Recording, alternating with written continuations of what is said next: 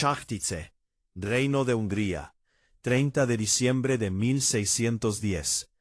Un grupo de hombres armados irrumpe en el castillo, que domina el valle desde lo alto de una colina. Encabezados por el poderoso conde palatino, Gheorghi Zurzo, llevan una orden sellada por el mismísimo rey Matías II. Buscan a la dueña del castillo, la acusan de crímenes tan atroces, que 400 años después, su nombre sigue helando la sangre.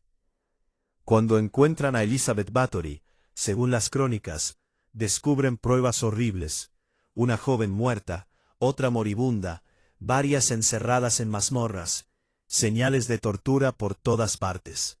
La arrestan en el acto, pero nunca será juzgada. Nunca se sentará ante un tribunal. Nunca podrá defenderse. Sus sirvientes serán torturados hasta confesar, y luego ejecutados. Ella, la noble de sangre azul, la viuda más rica de Hungría, la mujer que desciende de reyes, será emparedada viva en su propio castillo. 4 años después, aparecerá muerta. Entre ella y la libertad hay una deuda de 80.000 florines que el rey le debe. Hay tierras que sus yernos codician. Hay un imperio, los Habsburgo, que quiere centralizar el poder a toda costa. Y hay un problema. Elizabeth Bathory es una mujer poderosa en un mundo que no sabe qué hacer con las mujeres poderosas. Fue realmente la asesina más prolífica de la historia, la condesa sangrienta, que se bañaba en sangre virgen para conservar su juventud. ¿O fue víctima de una de las conspiraciones políticas más exitosas de todos los tiempos? Una conspiración tan perfecta que hoy, 4 siglos después, seguimos discutiendo su verdad. Bienvenidos a Elizabeth Bathory, monstruo o peón político, la historia que reescribieron. Para entender a Elizabeth Bathory, debemos viajar al año 1560, al este del Reino de Hungría, a la ciudad de Nyírbátor. Allí, el 7 de agosto, nace una niña en el seno de una de las familias más poderosas de Europa. Su tío, Esteban Bathory, será rey de Polonia y gran duque de Lituania. Su familia controla Transilvania. Son protestantes en un mundo católico. Son húngaros en un imperio dominado por los Habsburgo austriacos. Son, en resumen, un problema para Viena. La pequeña Elizabeth crece rodeada de privilegios. Aprende latín, alemán, griego, recibe una educación refinada, inusual para una mujer de su tiempo. Pero también crece rodeada de violencia. A los 6 años, presencia una ejecución pública. Los castigos a los sirvientes son moneda corriente. Según algunos historiadores, sufre ataques epilépticos y violentos cambios de humor desde la infancia. El mundo que la rodea es duro, brutal, y ella aprende sus reglas.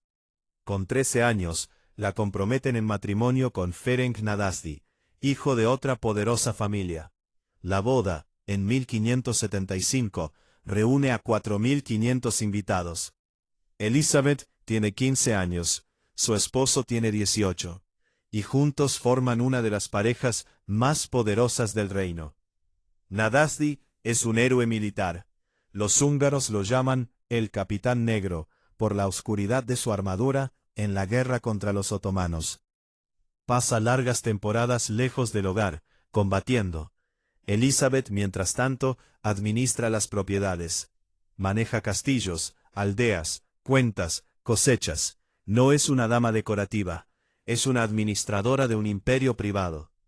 Durante estos años, nacen sus hijos: Ana en 1585, Úrsula, Catalina, Andrés, que muere niño, y Pablo, que sobrevive.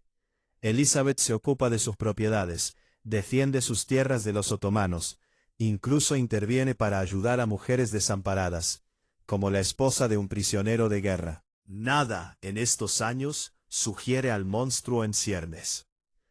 Pero hay sombras. Su esposo, según algunos testimonios, le enseña métodos de tortura.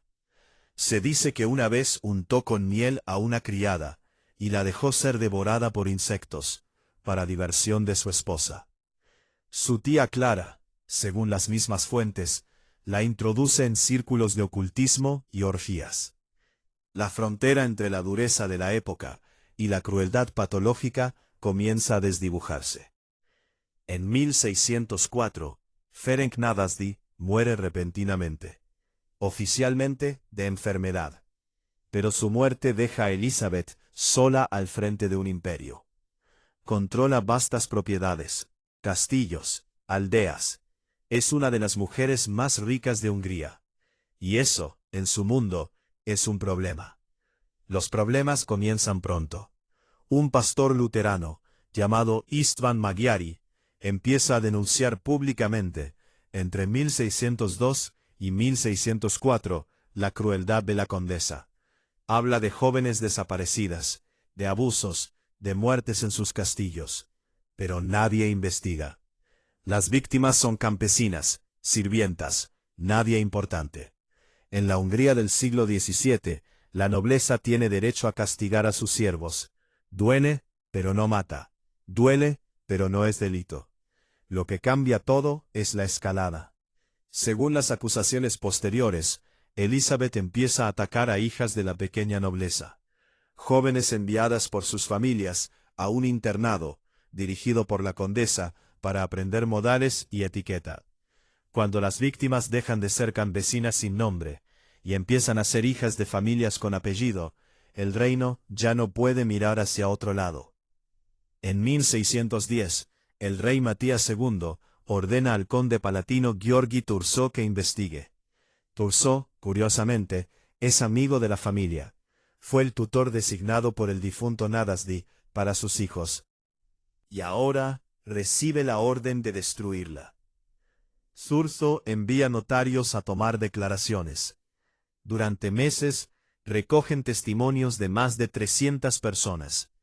Criados, nobles, campesinos, todos hablan. Y lo que dicen es escalofriante. Hablan de jóvenes atraídas al castillo con ofertas de trabajo. Hablan de torturas sistemáticas, golpizas, quemaduras con hierros candentes, agujas bajo las uñas, cuerpos desnudos abandonados en la nieve hasta morir congelados. Hablan de mordeduras en la carne, de caras desfiguradas, de manos mutiladas. Hablan de una mujer, Dorothea Semtes, que se jacta de haber torturado a decenas. Hablan de un número de víctimas que algunos testigos elevan a más de 600. El 29 de diciembre de 1610, Thurzó actúa. Irrumpe en el castillo de Cháctice con hombres armados. Y según su propio informe, encuentra pruebas horribles. Una joven muerta, otra moribunda, varias encerradas en condiciones terribles, señales de tortura por todas partes. Elizabeth Bathory es arrestada en el acto. Pero entonces ocurre algo extraño. Elizabeth nunca es juzgada. Nunca se sienta ante un tribunal. Nunca puede defenderse. En su lugar, Thurzó la somete a arresto domiciliario en su propio castillo. La emparedan literalmente. Tapiaron las ventanas y puertas de sus habitaciones, dejando solo pequeñas aberturas para pasar alimentos. Sus sirvientes, en cambio, son llevados a juicio. En enero de 1611, en la ciudad de Bicza, se celebra el proceso. Los acusados, Dorothea Semtes, Ilona Yo, Katarina Benicka y János Újvári. Bajo tortura, confiesan. Hablan de las torturas, de las muertes, de la participación de la condesa. Dorothea Semtes y Ilona Yo son condenadas a muerte. Les arrancan los dedos con tenazas al rojo vivo antes de ser quemadas en la hoguera. János Újvári es decapitado y luego quemado. Katarina Benicka, la más joven, es condenada a cadena perpetua. Elizabeth Bathory permanece en su castillo tapiado. 4 años después, el 21 de agosto de 1614, un carcelero la encuentra muerta. Tiene 54 años. La entierran en la iglesia de Cháctice, en una cripta que hoy sigue sin abrirse. Fin de la historia. Fin del monstruo. Pero no es el fin, es solo el principio. Porque si esto fuera todo, Elizabeth Bathory sería simplemente una asesina excepcionalmente cruel. Pero desde la década de 1980, los historiadores han mirado de nuevo las pruebas, y lo que encuentran plantea más preguntas que respuestas. Primero, Elizabeth nunca fue juzgada. La ley húngara, el Tripartitum de 1514, garantizaba a los nobles el derecho a un juicio justo, a defensa legal, a protección contra el arresto arbitrario. Elizabeth no recibió nada de eso. Fue condenada sin juicio, sin defensa, sin posibilidad de hablar. Segundo, los testimonios de los sirvientes fueron obtenidos bajo tortura. Y la tortura, en el siglo XVII, produce las confesiones que quien tortura quiere oír. Los testigos, además, en su mayoría no hablaban de primera mano. Habían oído rumores, contaban lo que otros contaban. Tercero, el famoso libro de registro de víctimas, donde Elizabeth supuestamente anotaba sus crímenes, nunca apareció. Una testigo mencionó haberlo visto, pero el criado que supuestamente lo custodiaba nunca lo mencionó en su testimonio. La cifra de 600 víctimas, la que le valió el récord Guinness como asesina más prolífica, procede de ese testimonio no verificado. Cuarto, el mito más famoso, el de los baños de sangre para conservar la juventud, no aparece en ningún testimonio contemporáneo. Surge más de un siglo después, en 1729, cuando el jesuita Laszlo Turozzi publica su trágica historia, y añade los elementos sensacionalistas: vampirismo, baños de sangre, brujería. La cultura popular hizo el resto. Quinto, los intereses de quienes la acusaron son sospechosamente claros. El rey Matías II le debe a Elizabeth 80.000 florines. Cuando ella cae, la deuda se cancela. Sus yernos, los condes Druget y Homonay, codician sus tierras y las obtienen. El conde Turgot, su amigo, queda como administrador de sus propiedades. Todos ganan con su caída. Sexto, Elizabeth es protestante en un reino que los Habsburgo quieren recatolizar. Es húngara en un imperio dominado por austriacos. Su prima, Ana Báthory, está casada con un noble que desafía abiertamente el poder real. Su primo, Gabriel Báthory, príncipe de Transilvania, está en guerra con los Habsburgo. Elizabeth no es una viuda aislada, es el centro de una red de poder que amenaza los planes de Viena. Séptimo, nadie investiga las acusaciones durante años, mientras las víctimas son campesinas. Solo cuando las doncellas nobles empiezan a desaparecer, el reino se moviliza. ¿Por qué? Porque matar siervos, aunque brutal, no era técnicamente ilegal para un noble en la Hungría del XVII. Matar nobles, sí. Todo eso no prueba la inocencia de Elizabeth, pero sí prueba que la acusación en Peña fue completamente irregular, por el mismo tribunal conocido. Las investigaciones modernas requieren de paciencia y proporcionalidad, por ello mismo se dividen entre pares. De modo que el resultado de la acusación sea ilegal, pero sí prueba que de momento sin nota para nada de los valiosos. Los intereses de quienes la acusaron son sospechosamente claros. El rey Matías II le debe a Elizabeth 80.000 florines. Cuando ella cae, la deuda se cancela. Surge más de un siglo después, en 1729, cuando el jesuita Laszlo Turozzi publica su trágica historia, y añade los elementos sensacionalistas. Vampirismo, baños de sangre, brujería, la cultura popular hizo el resto. Elizabeth es protestante en un reino que los Habsburgo quieren recatolizar. Su prima Ana Báthory está casada con un noble que desafía abiertamente el poder real. Su primo Gabriel Báthory, príncipe de Transilvania, está en guerra con los Habsburgos. Su prima, Gabriel Báthory, príncipe de Transilvania, está en guerra con los Habsburgos. Ser amigos del amigo padre, para contacto de problemas. Quinto, los intereses de quienes la acusaron son sospechosamente claros. El rey Matías II le debe a Elizabeth 80.000 florines. Cuando ella cae, la deuda se cancela. Sus yernos, los condes Druget y Homonai, codician sus tierras y las obtienen. ¿Dónde sale la contradicción? El padre, arado con ella, autoconciencia, y su conciencia puede cambiar su vida. Debe tener compensa por ellos. Dijo también, las investigaciones modernas de barcos no son tan apocalípticas. Debe tener compensa por ellos. Pero la acusación a la minación no da explicación en el ánimo. Elizabeth es una misión. Con el propósito de la acusación es el billete de la tortura, pero no puede desaprobar la condición. Elizabeth, rica y poderosa, habría creado una escuela para hijas de la nobleza empobrecida, enseñándoles a leer y escribir en un momento en que la alfabetización femenina era vista como peligrosa. Habría tenido una imprenta secreta, produciendo textos religiosamente rebeldes. Habría sido, en resumen, una feminista radical 3 siglos antes del feminismo.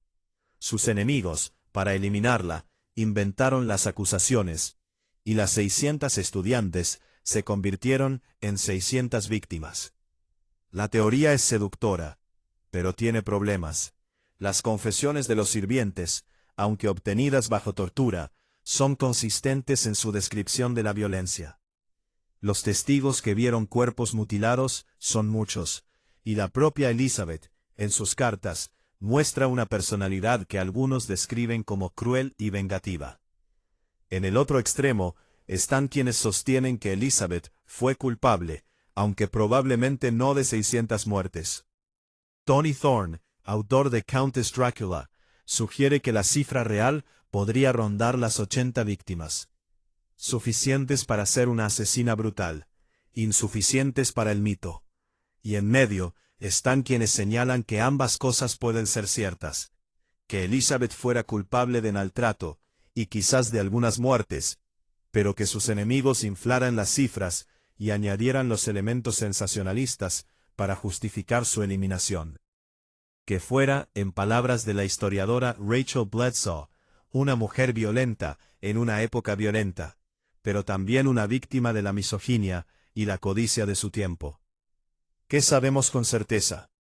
Sabemos que Elizabeth Bathory nació en 1560 en una de las familias más poderosas de Hungría. Sabemos que se casó con Ferenc Nadasdy y tuvo 4 hijos. Sabemos que cuando su esposo murió en 1604, ella administró sus vastas propiedades con eficacia. Sabemos que en 1610 fue arrestada por orden del rey Matías II. Sabemos que nunca fue juzgada. Sabemos que sus sirvientes fueron torturados y ejecutados. Sabemos que ella murió emparedada en su castillo en 1614. Sabemos que el mito de los baños de sangre apareció un siglo después. Sabemos que los Habsburgo y los familiares de Elizabeth se beneficiaron económicamente de su caída. Todo lo demás son interpretaciones. Y 400 años después, seguimos sin saber la verdad. Lo que sí sabemos es que la historia de Elizabeth Bathory nos dice más sobre nosotros que sobre ella. Nos dice que necesitamos monstruos, especialmente monstruos femeninas, para dar forma a nuestros miedos. Nos dice que el poder femenino, en cualquier época, es visto con sospecha. Nos dice que las mujeres que salen de su lugar asignado pagan un precio, y ese precio es a menudo su reputación. Elizabeth Bathory fue quizás una asesina, quizás fue una víctima, quizás fue ambas cosas. Pero lo que sin duda fue, es una mujer poderosa en un mundo que no sabía qué hacer con mujeres poderosas. Y por eso, 4 siglos después, seguimos discutiendo su historia. Hay una lápida en la iglesia de Cháctice. Nadie la ha abierto, nadie sabe con certeza si sus restos están allí. Quizás es mejor así, porque mientras sus huesos descansen sin ser perturbados, su leyenda puede seguir siendo lo que cada generación necesite que sea. La advertencia sobre los peligros del poder femenino, o el ejemplo de cómo el patriarcado destruye a las mujeres que se atreven a ser fuertes.